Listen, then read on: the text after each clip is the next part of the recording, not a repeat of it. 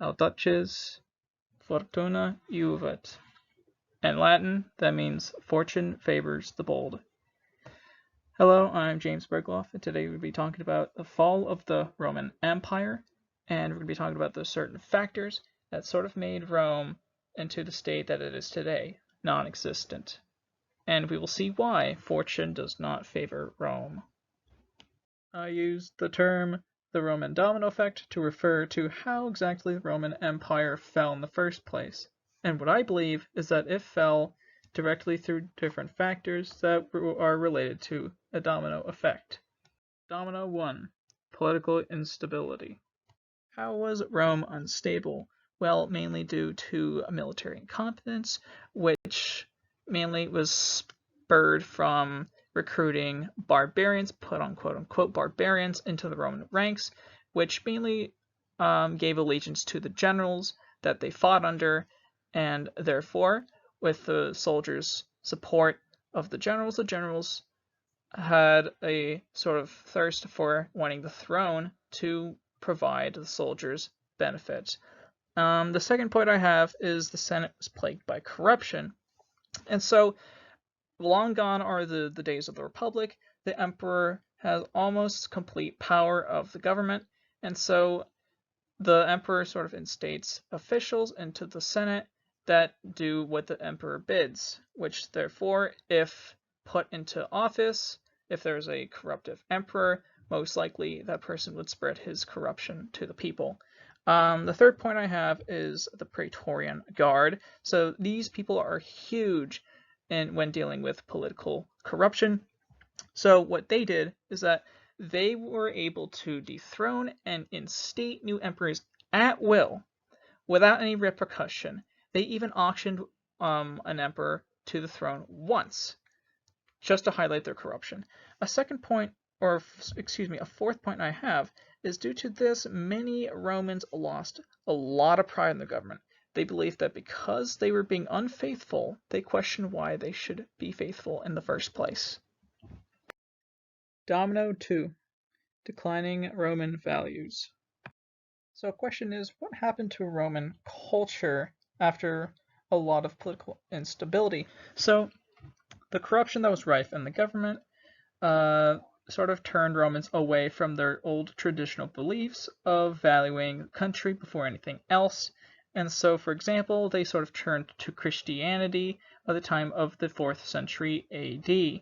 And so Christianity was formed in the 1st century AD by sort of an extremely small branch of Judaic followers who believed Christ was the Messiah, while the Jews did not.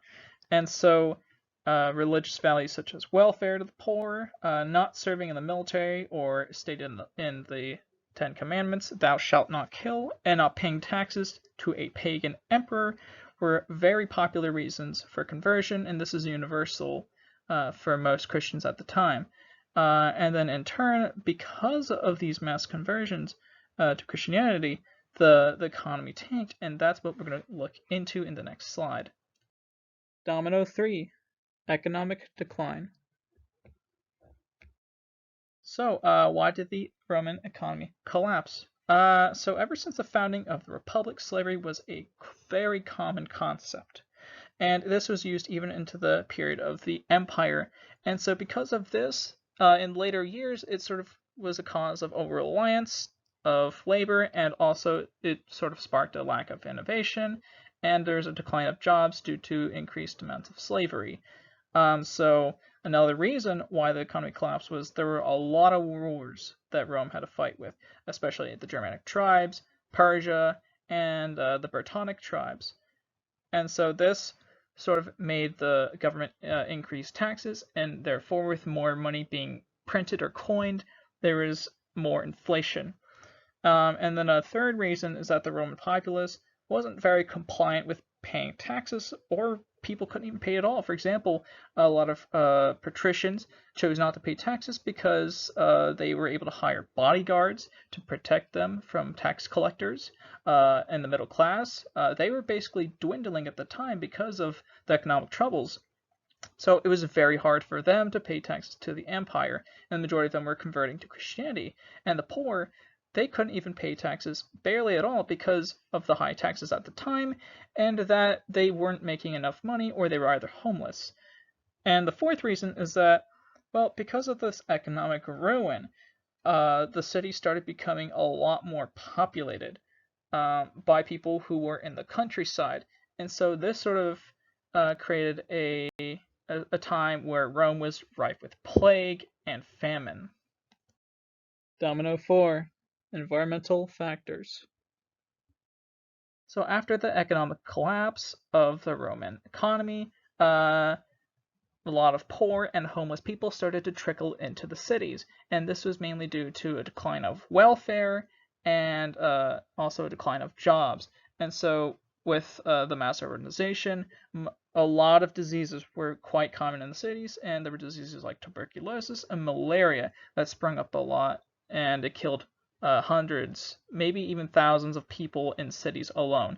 And a second reason to how, say, the environment impacted Rome in a way that caused a domino effect was famine. So famine was sort of created due to a reduction of farmers, but this reduction started long ago in the days of the Republic, but it really started to speed up once after the Pax Romana. And so after a time, latifundia completely overcropped a lot of parts of agricultural parts of Rome, and this sort of led to overcropping, which was basically a degradation of soil yield.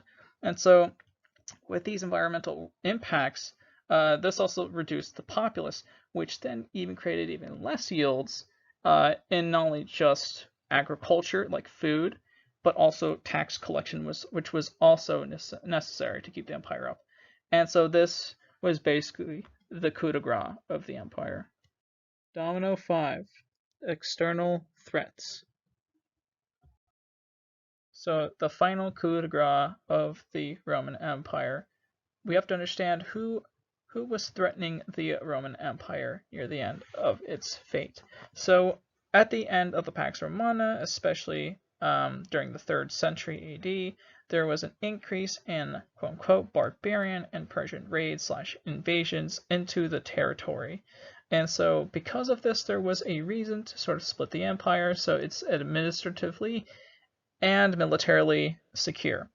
A second reason of why it was threatened externally was mainly due to the Huns. And so when the Huns arrived into Western Europe, especially during the 3rd century crisis and during the 5th century, many Germanic tribes sought lands in Rome to settle because of the flight that was in response to the Huns.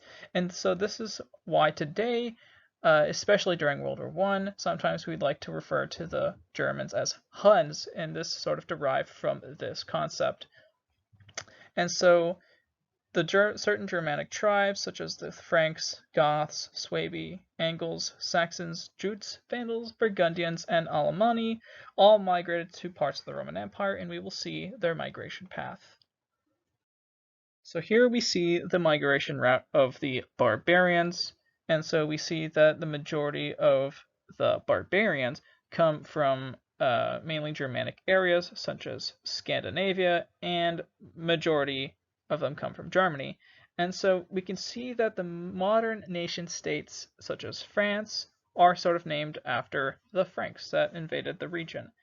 And so we see that the majority of France and Spain and parts of Italy have been conquered by the barbarians, mainly because they were seen as very profitable and very fertile lands to farm. Before concluding this PowerPoint, I'd like to sort of shed light on the misconception of the European Dark Age. So, the reality of the European Dark Ages. So, usually people would sort of say that it affected humanity, but mainly it affected only this area here. And while most people, or a lot of uninformed people, might say it affected the world, which it did not. The European Dark Ages mainly sort of occurred in Western Europe after the collapse of the Western Empire, right? The Eastern Empire survived for another 1,000 years, so it is not right to judge the collapse of the Roman Empire because Rome was lost due to barbarian invasions. Thank you all very much for watching this presentation. Here are my sources to prove the statements that I have claimed. Thank you everybody for watching, and I will see you next time.